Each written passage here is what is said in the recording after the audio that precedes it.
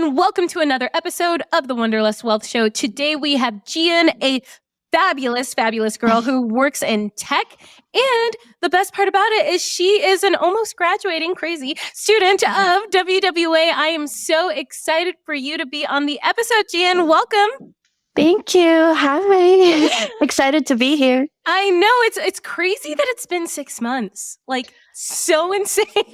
I know. I don't think I knew until I got the notification. It just flew by so fast. Yeah. Literally flew by so fast. And I even remember like when you joined too, like it was so funny because at first you're like, yeah, I don't know how long it'll take me to get a house. But you went in and you were like under contract in like less than 2 months and just freaking went for it. And I love that so much. So I guess before we even get into like the real estate and the property and everything, I want you to tell me a little bit about like, where was Gian before she joined Wanderlust Wealth Academy, before even like thinking about real estate investing? Like, how did you even find your way into the space? Yeah. So like you said, I work in the tech space. And if, everybody's familiar with the tech space, there's been a lot of layoffs. I feel like tech used to be this, this goal and where everybody wants to be up until especially after COVID. And then the last few years, there's been so many huge layoffs. So I found myself in such honestly, a very heavy, just tumultuous space with my job. I mean, my job is great, but, I have no control over if I'm going to get laid off 1 month or another. So I had been following Olivia. I honestly don't remember when I followed you, but I think met you at one of the networking events, and then of course you were wearing yellow or something. Oh my God. Somehow I came across your Instagram again, and then that's when I followed you.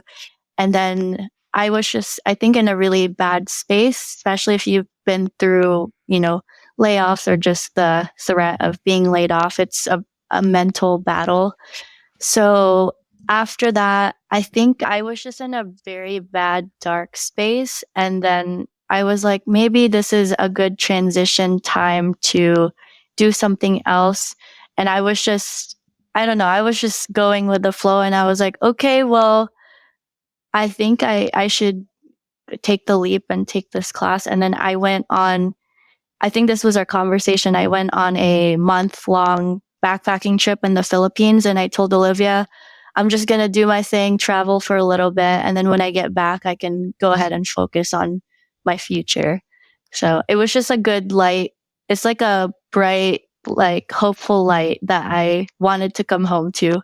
Completely. No. And it's so funny that you say that because I even remember like I started thinking about real estate investing when I was in the oil and gas industry and we were going through another round of layoffs, like the third round of layoffs in the last 5 years kind of thing.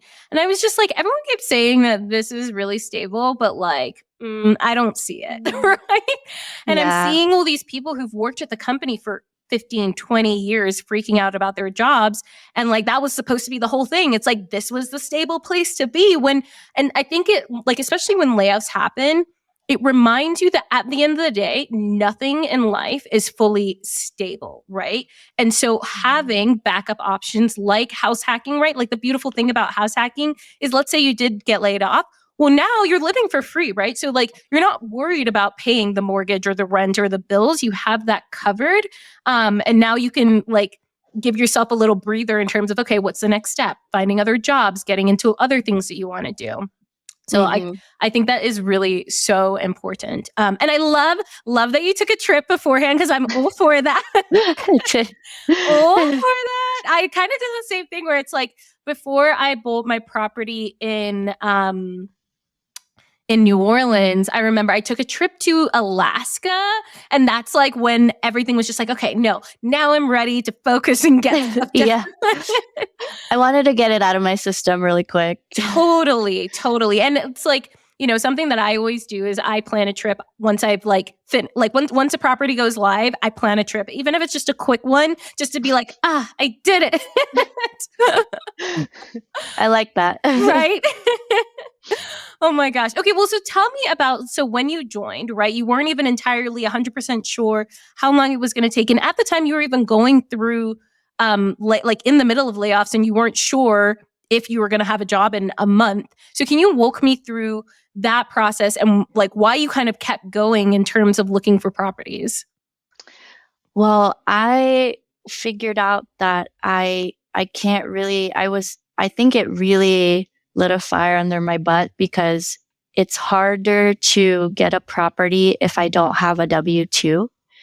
And so I do have a bit of savings, but it's still, it's different when you have that W-2. So I was like, well, I either go for it or I wait. And if I waited, I still don't know how the market is going to be. And so I think I just used the layoff because my company announced the layoff date a month before. So they announced it, I think, August, which is when I joined the program.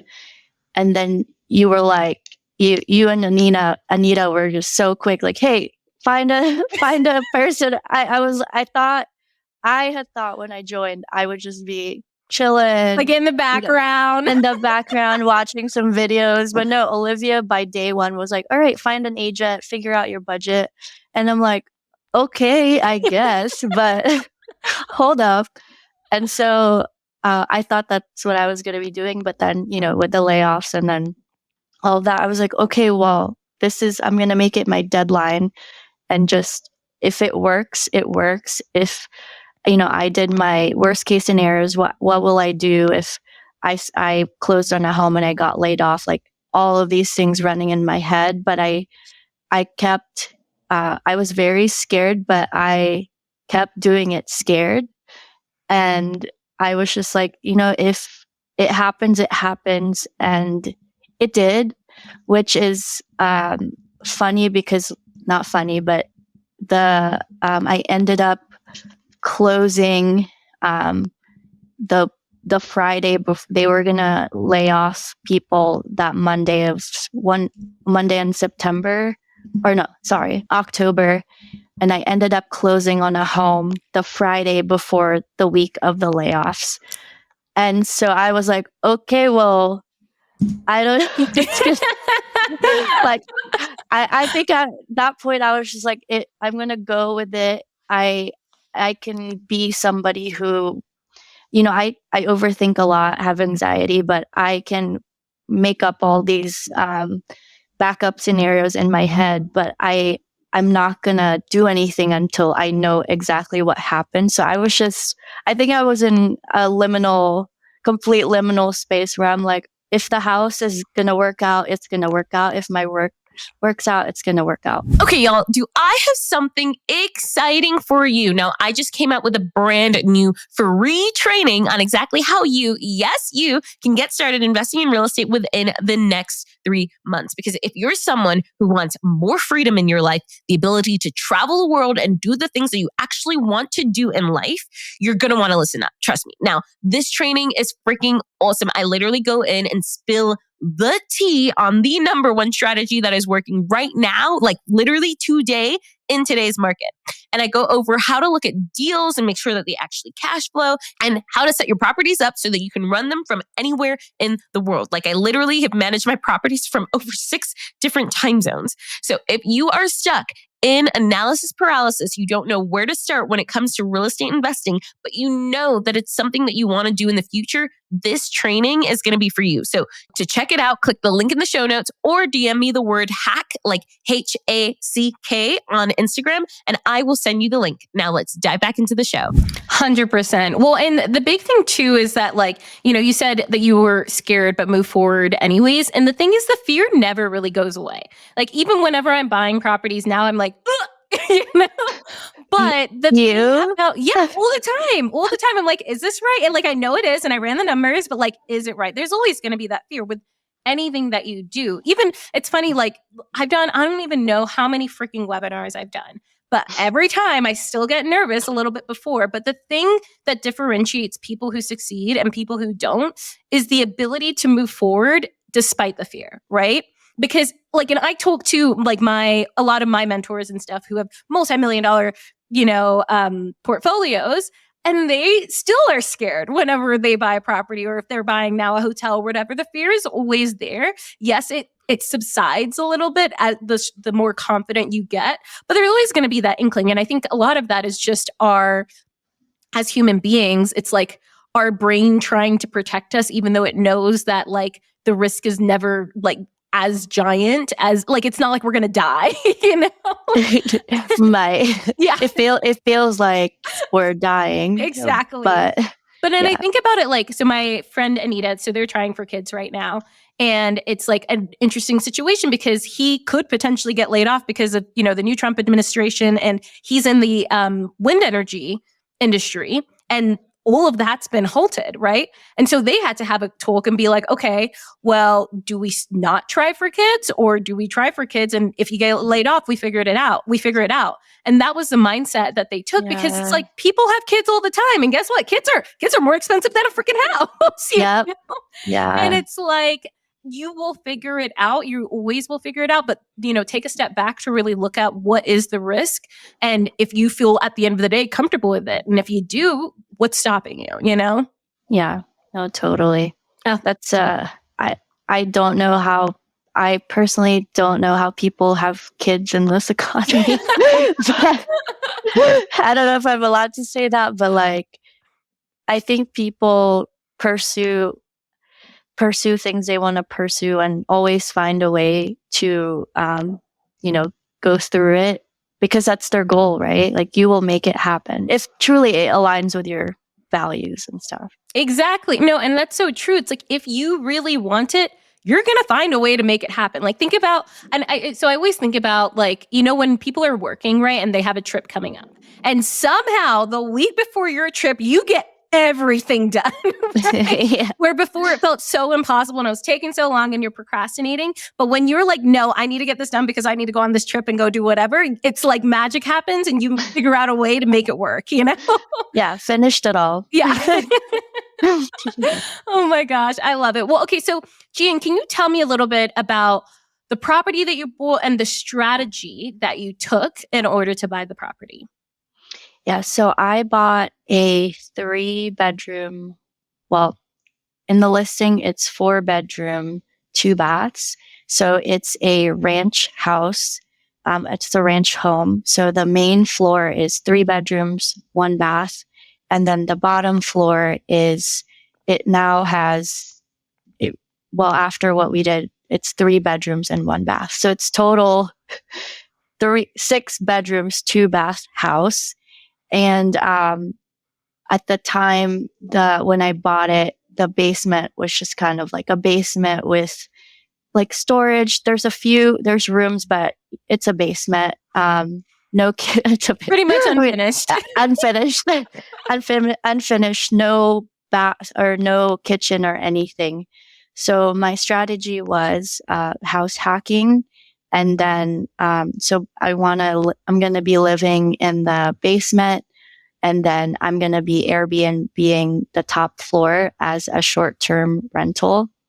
The goal right now, is to have my, mortgage fully covered by the STR while I'm living in the bottom floor.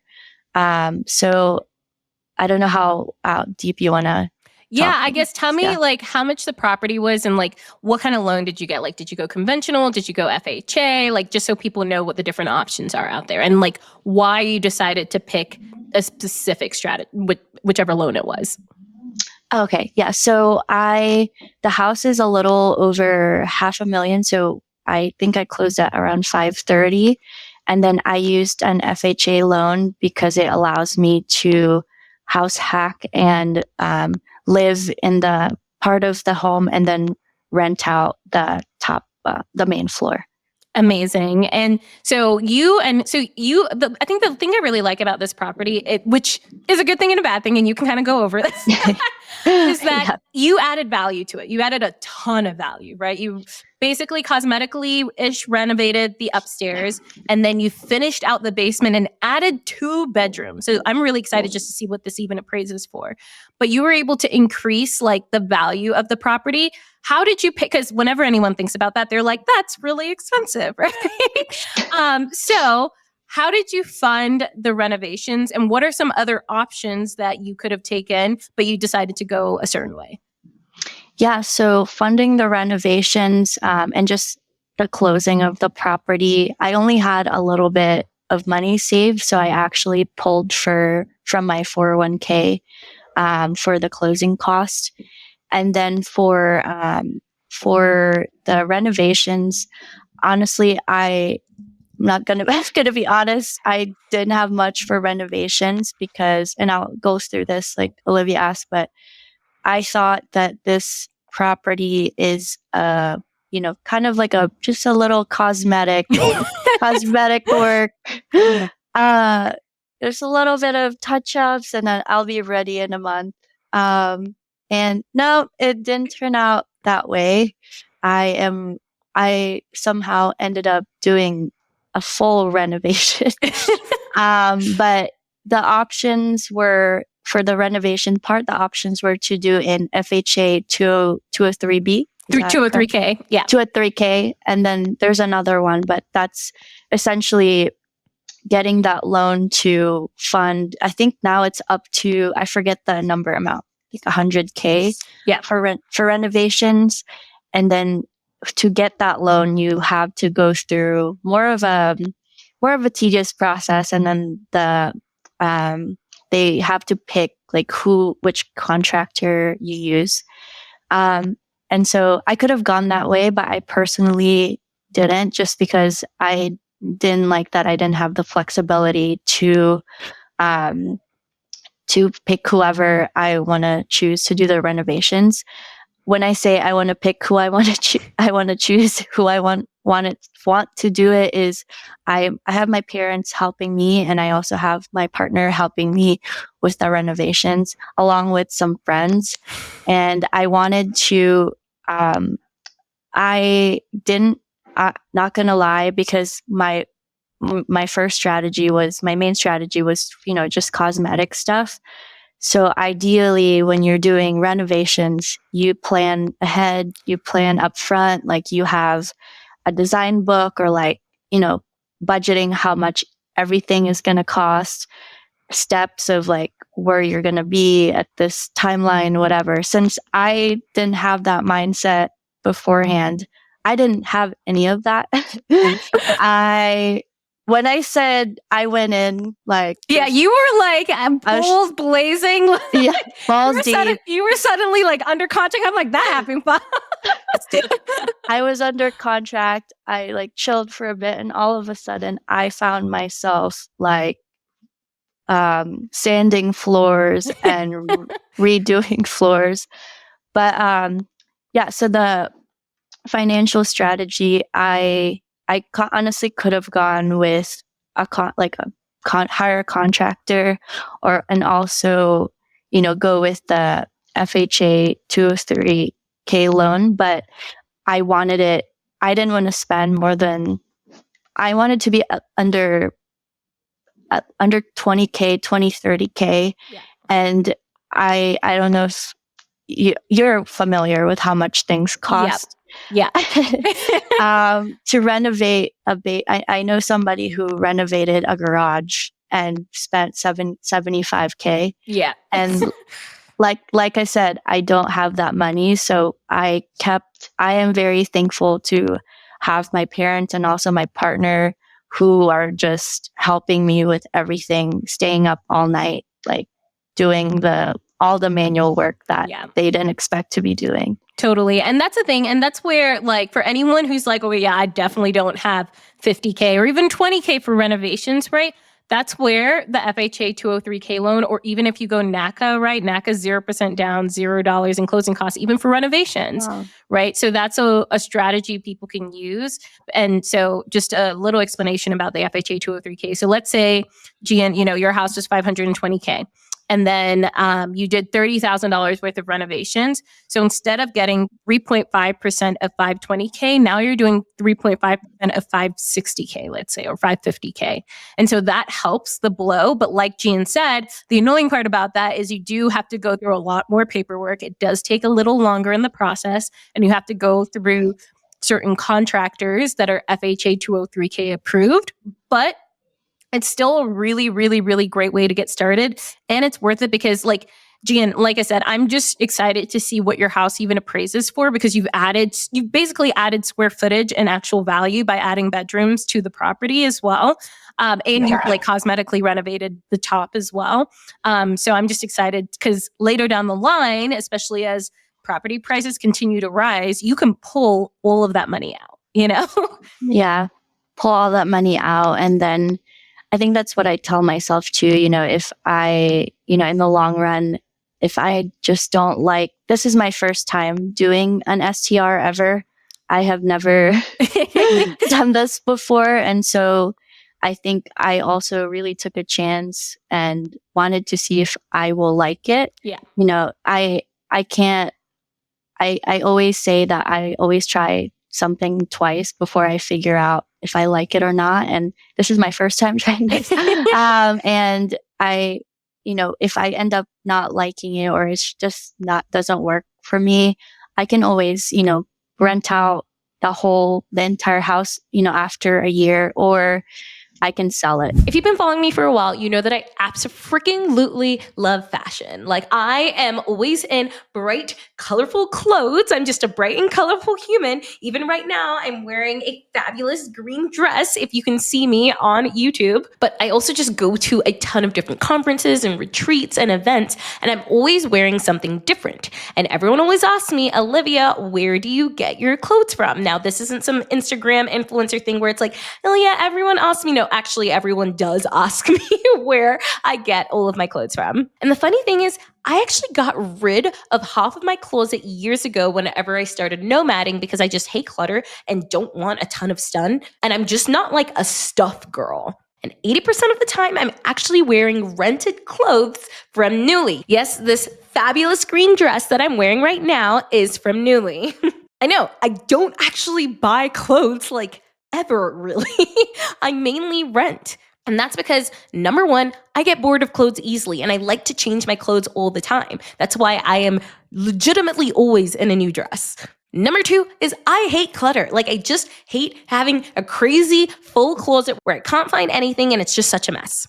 And then number three, I am always traveling, and sometimes it's hard to pack a bunch of different stuff and clothes, and I like to travel light. I also take a lot of pictures of myself, so I like to be in different outfits. And sometimes I even get the rental sent to wherever I'm traveling to. That way I don't even have to pack it with me. And this way I just get to wear way nicer clothing than I usually buy. Like, literally over the last 3 years, I have rented over $150,000 worth of clothes, but I've spent less than a tenth of that actually on clothing. And that's why I absolutely love Nuuly, because they have so many different things, so many fun items. I love that they have really fabulous brands like Farm Rio and sometimes even McDougall, which is a luxury brand. I've rented $1,000 dresses from them for the same price as my membership. And it's great because they have super classic items, but they also have fun staples in there too. Because you can rent everything from dresses to coats to everyday outfits like jeans. Now, you're actually in luck right now, because I have a special link where you can actually try a Nuuly subscription and get $30 off of your first month subscription. So use the link in the show notes below to try Nuuly out, or go in and type oliviatati.com/Nuuly. That's Nuuly. And I have a discount code in there. Go ahead, try it out. Let me know how you like it. It has been a total game changer for me to level up my wardrobe. So go check out Nuuly. Remember, oliviatati.com/Nuuly, or go use the link in my show notes. Exactly. Yeah. And the fact that you looked at it as whenever you're buying any property, you don't want only one exit strategy, right? So looking, especially when you're house hacking, looking at it as, okay, what if I rent out the whole house as one? Or what if I did a long-term rental upstairs and a medium-term rental downstairs, or whatever that looks like? Looking at, and that's what we teach like in the program and stuff, like looking at the numbers in different ways so that if you're like, actually, I hate this strategy, you have other ways to do it. Yeah. And then I guess an additional plan C, D, E is, if I wanted to see how the SDR thing goes. And then if it was too much, I like the fact that I can go to medium to MTR, medium term or midterm or long term, or just do another thing is to do just room by room or have like roommates, long-term roommates as well. Completely. And that's like, I think about my duplex back in New Orleans. Like I used to short-term rent it. I don't short-term rent it anymore because the regulations there are absolutely insane. But I made sure to run my numbers as MTRs. And so it still cash flows like an extra $2,000 on top of all expenses, which I'm like, solid. That's great. We'll keep on moving, Yeah, for sure. Awesome. Okay, so I want to go into, just because like you really did a full renovation. So just tell me a little bit about some of the struggles that you faced and some things people can kind of look out for future projects. Yeah, I would just say it's never what you think it's going to be. I think that's what I learned. And and also just as a background, I have bought a house prior. Back in 2021, I bought a new build, and buying a new build versus an older home, very different. Just night and day. I thought when I bought the new build, I knew so much already. No, I didn't know I was living the great life. The luxury. Yeah. No, a renovation will humble you. I remember my first one. And once again, like kind of the same thing, that first renovation that I did had no real plan. We'd actually like planned out a good amount in terms of like, we knew how we were going to decorate the house, but also bought this house sight unseen from 1,000 miles away, like in Virginia. Wild. I'd never even been to Virginia before. And I was like, yeah, we'll buy this house. No problem. And then it's like we get there and it's so gross. Cobwebs everywhere, like stuck in things. The toilet's disgusting. We had no plans of like changing out the toilet, changing out the sink. We changed the entire thing out, like YouTube Universitying the whole thing. Yeah. But it's like, it's one of those things though, where it creates so much resilience because you're like, okay, if I could figure that out, I can figure anything out, Oh, I am humbled. I am sad. But like I said, Olivia actually toured the house and she took a video and everything. And I remember texting her after because I think she was planning to post it. I was like, can you not? I think I was because it's just the state of the home was just not it because the previous owner had 2 huge dogs. And I actually didn't, for some reason, they left the rugs on the floor when they moved out, which that should have been a hint. But when I toured it, the house smelled fine. It was great. It was clean. But then when they completely moved out and like uncovered the floors, like under the rug, so much pee stains, like everywhere. And it was like black on these floors. And then the floors were also quite dark. And then, I thought the walls were white, but after I painted the walls white, the original. Yeah, you're like, oh, this is white. Yeah, it was like it was dark. I don't know. It was beige. I found a hole in one of the floors in the other, in the second room. And then the original plan was to I would talk to my partner and he's like, yeah, it's easy to do floors. Sure. And in my, when I tell you, we got this. When I tell you, I have no concept of what things cost. If you are looking for somebody who wings it, you're looking at me because everything that I've done up till now, I feel like I've just been winging it. And so the original plan was to just maybe do floors, freshen up the paint, repaint the cabinet kitchen cabinet doors, and then put in a kitchen downstairs and maybe paint the walls. that's it. Like, that's it.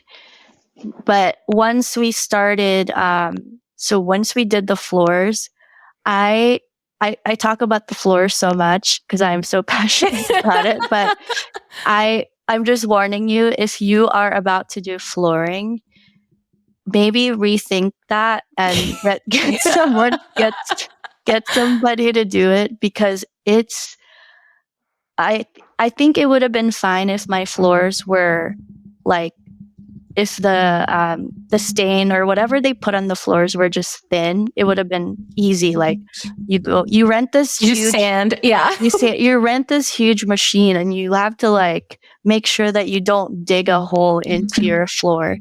And for some reason, whatever, my house is 1950s house, and I heard that whatever varnish they put back in the day is just so thick. Like they didn't. It's just this thick, like gooey material. And I also, if you are wanting to do renovations, you I swear I go to Home Depot 2-3 times a day.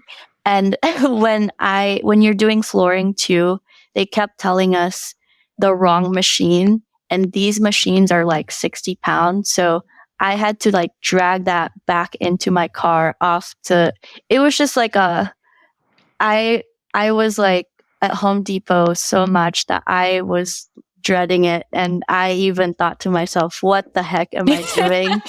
Like, I am on my knees sanding floors. So when that was happening, I already was ready to give up. And then when my stepdad started pulling, so the basement floors downstairs, I think they just had some like cheap laminate. So he was like pulling it, and we uncovered mold. And so I was like, what the heck? No, I'm gonna go sell the house. Oh my gosh. It's over. I knew it. It was a bad decision. Oh my gosh. So then, but you powered through. And I think like the big thing here is like, yes, there are things that are going to happen. It's not going to go perfect, but like the resilience piece and knowing like everything really is figure outable. And like you've shown that, like you've literally gotten through every part of the process, you know? We're not done yet. Okay. So after the mold issue, we had to stop everything, obviously, because it was like, okay, well, where else is the mold then? So that delayed us significantly. And then I also, a cost that I did not account for, and so we had to stop. I hired somebody to get the mold taken out. And then that took about, because we were waiting to, so that like delayed us by a week. And then after they uncovered the floors, there were a little bit of mold on the walls. And so at first, the basement already had just cheap paneling. We were just going to paint it. But then somewhere in the way, we're like, well, they already cut parts of the wall. We might as well take out the panels and replace it with drywall and put insulation so that the Airbnb is well insulated. Like you can decrease the sound from upstairs, and just like, it's going to be warmer here. And when I made the decision, and then my dad also said that in the walls, like whenever they took out parts of it, there were some rat poop too. And I was like, I can't be living downstairs with rat poop. Like, it shouldn't. So let's take out all the paneling. And at the time, when we were deciding to take out the paneling, and they were like, let's replace it with drywall, I had no concept. I didn't know what drywall was. Totally. That's like, fair. I had zero clue what drywall was. I didn't know how to put up drywall. I didn't know how much it was, or like how much manpower it would take. So I was like, sure, like perfect. I'm gonna have great walls. My ceiling's gonna be higher. Oh my God. Fine, like put up drywall, whatever. And so we take out all the walls and stuff, and then I didn't know drywall costs like, I don't know, per sheet. We ended up buying like 80 sheets, and also insulation cost me like $2,000-$3,000, and I'm like, what the heck? Another one? Another one? Yeah. So that, and then we, I think, I don't want to discourage anybody, but I kind of just wanted to show like the reality of it. And totally. I know and that's like I have like a whole Airbnb horror story on YouTube that talks about like all the issues I had with one of my properties. But I think it's important to share, right? Because this is something that a lot of people, this is what stops them from getting started, right? But guess what? You're still here. You're alive. I'm actually, I just finished putting up drywall yesterday, honestly. And like, you're going to have like, sometimes you got to kind of like put in a little bit of the work, right? But you're going to have this awesome property where you're short-term renting it out and you're living for free and you're able to like save up extra and get yourself ahead, right? And I think like having that at the foresight of your mind is always key, because at the end of the day, like anything worth it in life is going to take some struggle. It's going to take a little bit of hard work and effort, you know? Yeah, no, for sure. I'm still in the middle of it. My STR is not ready. And this is all as context. We're also doing all these renovations after work. So I have my beautiful remote job. So after that, I work on the house and then stay up late and just keep going. So I'm still, I finally hired somebody to do the mudding for the drywall. I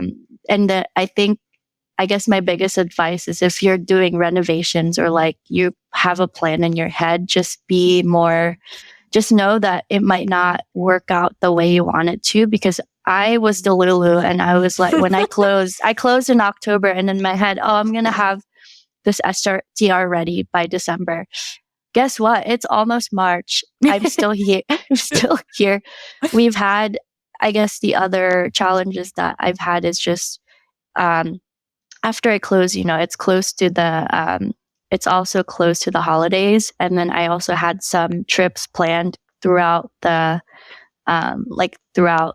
last end of last year. So I was working and then I got sick at some point. And then I also went to New York, and then my family had to go somewhere in December. So I actually had no renovations done in December, which I just took that time to go to Facebook Marketplace and like furnish up the upstairs. And then to add to that too, I was still, since I thought that, I didn't even give the context that I was still renting out. I was living in another house while I had this house. So,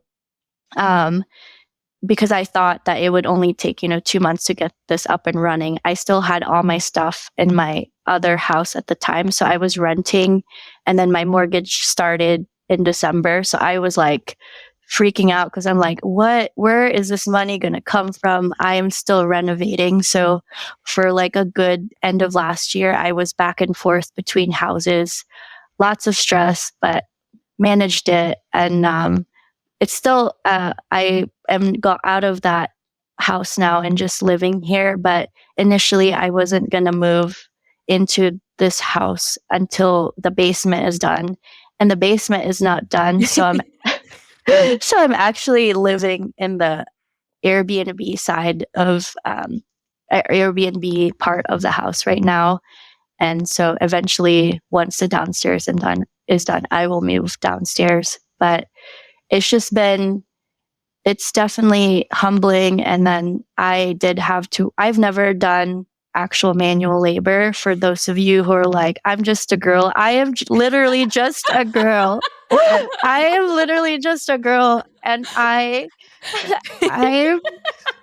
putting up drywall. I bought a drill, like a power drill. I never thought I'd be doing all these things, but I am doing it, and I am honestly pushing through a lot of it's so much rewiring, because as I'm working through the renovations and stuff, and I'm, taking out a nail, screwing a screw, or painting walls, every day I'm like, oh, what if this doesn't work? Like, what the heck am I going to do? Is this all for nothing? And then Olivia can tell you, like, even during because we have updates in the master class, right? Like every week. I feel like every single week I'm just complaining about how much manual work I'm doing, but everybody in the class is like, no, it's fine. Like, you're going to do it. It's going to be worth it. And then I hear one of the girls be like, oh, I just had like 10 bookings. And then I get like another jolt of energy. Like, you're like, okay, here we go. Okay, like and then I told Olivia, I was like, honestly, like now that I'm living in the Airbnb part, I could just live here for a little bit and chill for a bit. And she's like, no, bitch, like, no. The girl is like the goal is to get the place rented. So you can live for free, okay? Because I was like, this is it's my house. I can live here. Well, and so the cool thing too, though, about this is like, because you have now 2 units, let's say you do get to a point where you're like, actually, I just kind of want to live upstairs. You can, right? Like, you can live upstairs and short-term rent out the bottom and like have the bigger space or whatever that looks like. But you have that option, which is really cool, you know? Yeah, I think I also forget that I can also just block out days, like if I want to just be up here, and because I work remotely. So one thing that I'm really trying to push through and rewire my brain on is like, living in the basement and whatever. So, but in my head, I'm like, I can literally just block out some time if the basement is too much, or if I can switch, because I ended up like the Airbnb, I put in new appliances, new everything, like I'm using all like the new kitchen stuff. And I was like, wow, this is nice. Totally. That's the thing. You just got to make it cute and homey, you know? Yeah. But downstairs should be great too. We're putting in completely new like a full kitchen, and I'm so excited for my gas range down there, and it's going to be, I mean, I still believe in, I know like cutting costs and saving money, but I know myself, and I know that I know kind of my idealistic like living situation. So I'm not going to cut costs on that. Like, I want to make sure that I feel I can last a while 100% living down there. So, and that's exactly what I did with my like basement unit here, right? Is like I made it so that I can, and I tell people all the time, I can live it down here for 3 years if I wanted to. Like, it's cute, it's fabulous. Like, I don't care. If at some point I want to leave, I can, but like I made it so that I don't feel like I need to leave, you know? Yeah. Love it. Oh my gosh. Okay. And so just another thing too, for anyone who's like, oh my gosh, I really don't want to go through that struggle. Like, a lot of the work happens with the pre-planning as well, right? So like creating a spreadsheet beforehand, knowing what you're going to buy. That's why like even in the program, like we have a whole list of furniture to buy, different spreadsheets you can use to track costs and stuff like that. And then another thing too is just like, even with the 203K, like let's say you're just like Gian and just like me too, where it's like, I'm just a girl. Like, I've never renovated anything in my life. I hadn't even painted a wall. Before I bought my first property, I'd never painted a wall before. You can like do an FHA 203K loan where you have a contractor who comes and does it. And if you are going to go that route though, I highly recommend like just being there throughout the process so that you can learn what they're even doing. So I did just kind of want to, like, what is something that surprised you just about being in WWA? Oh, what surprised me?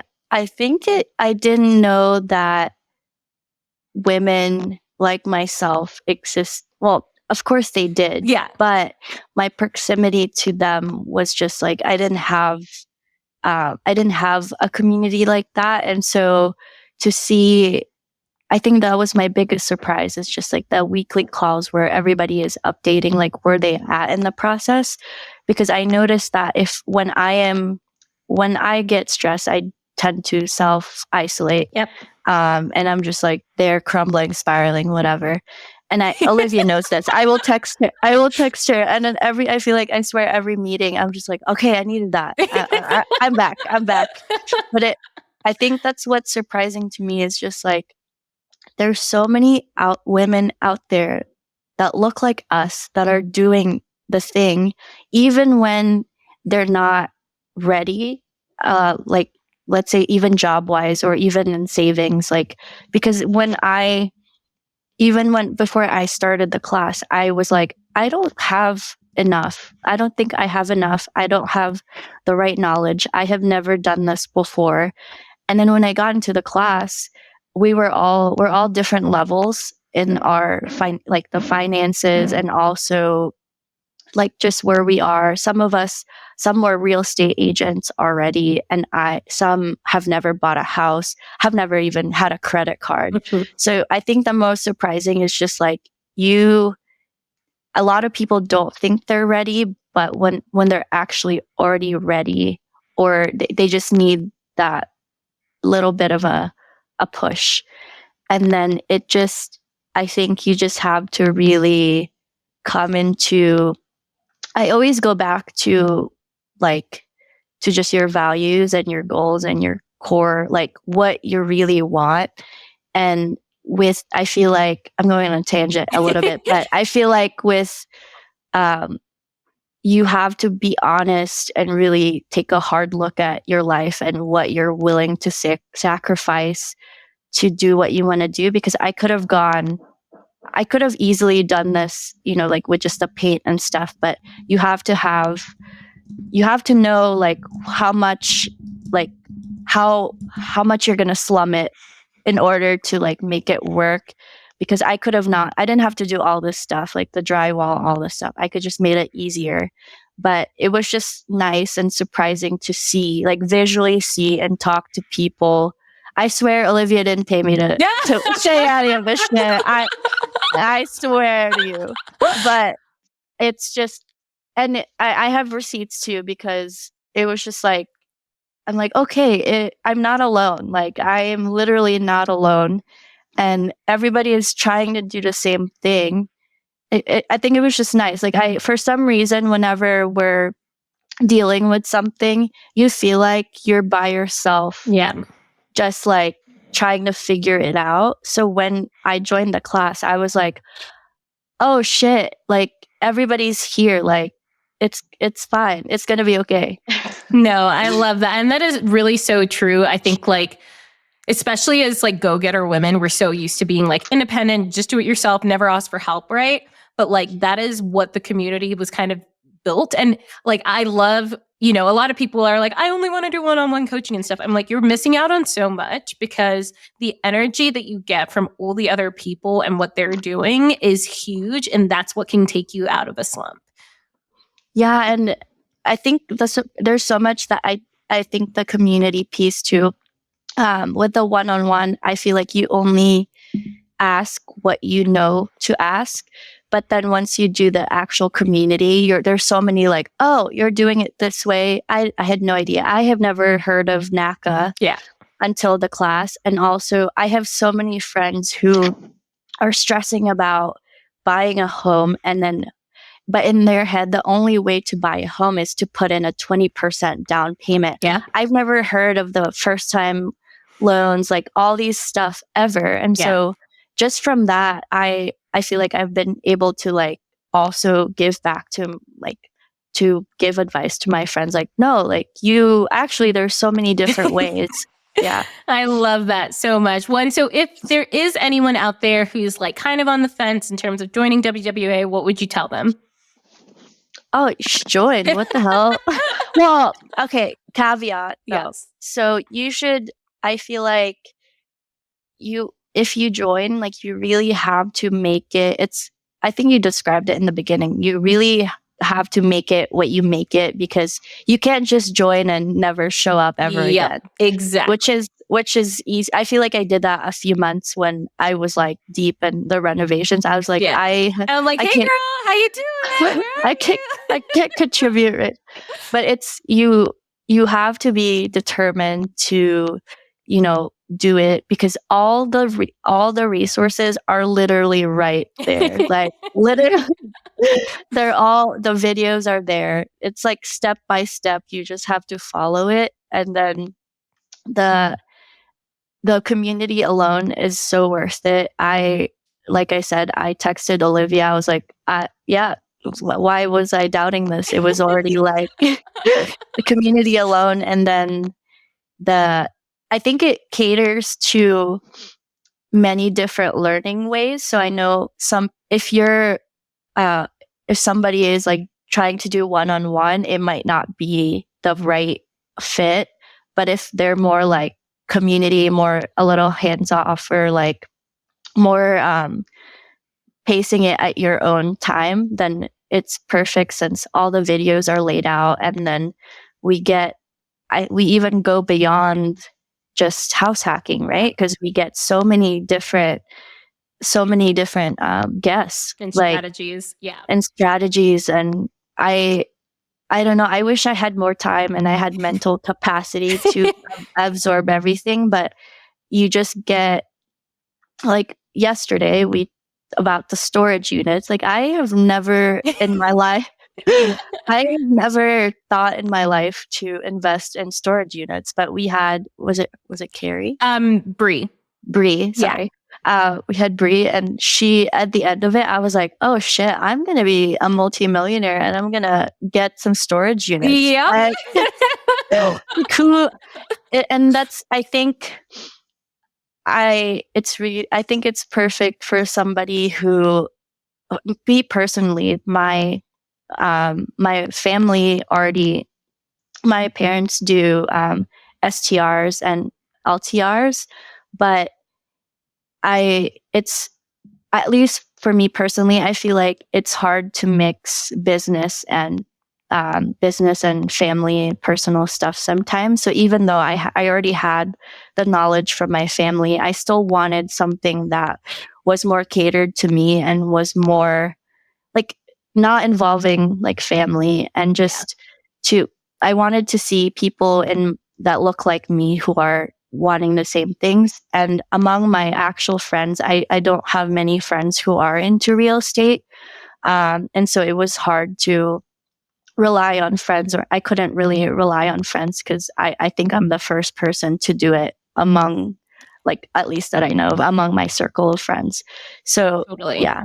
And the thing is, you're influencing so many and you don't even realize it. Just you doing the work right now, people are watching, and then they're going to be like, huh, maybe I should do that too. Yeah. They're watching me struggle. I don't know if when it's up and running. Oh my gosh. Well, this was amazing. Thank you so much, Gian. I'm literally so proud of you. I know sometimes it didn't feel like it, but you have crushed it the entire way. And this is like, you are the kind of person who I built this program for, Oh, perfect. Yeah, no, it's been, honestly, I am so sad to end the class, just because I feel like it flew by so fast. And I don't know, I think it's just important to, I guess, where I want to